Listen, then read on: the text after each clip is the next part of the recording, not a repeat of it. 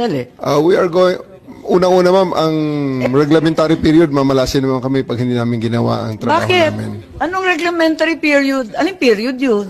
The Article Dahil 125, sinabi na nga ni Executive Director sa ating PCTC, na diffusion lang naman yun eh. Wala nga commitment pinag-uusapan dun eh. Wala nga red notice, pambira eh. there is a warrant. Takal na ni Arnie Tevez eh. Wala pa rin, di ba? This Ba't is kayo a- nagmamadali? Ano yung reglementary period mo? May I refer you to the SOJ, ma'am, if the SOJ wants to answer that. Hindi ba pwede kayo na muna? Mauna lang kayo, tapos sa si SOJ. Pwede? Okay, ma'am. Okay.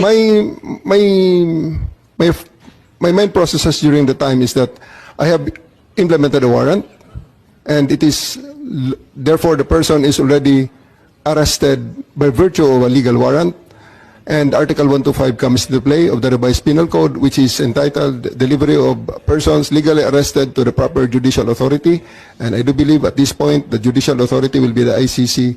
Therefore, I have to abide with that Article 125 of the So revised inaamin penal code. mo warrantless arresto. Kasi yung Article 125 ng RPC does not apply kung may warrant. So inaamin mo walang warrant. At the many stages, ma'am, all the many other, Hindi, among make other up your laws. mind, General Torre.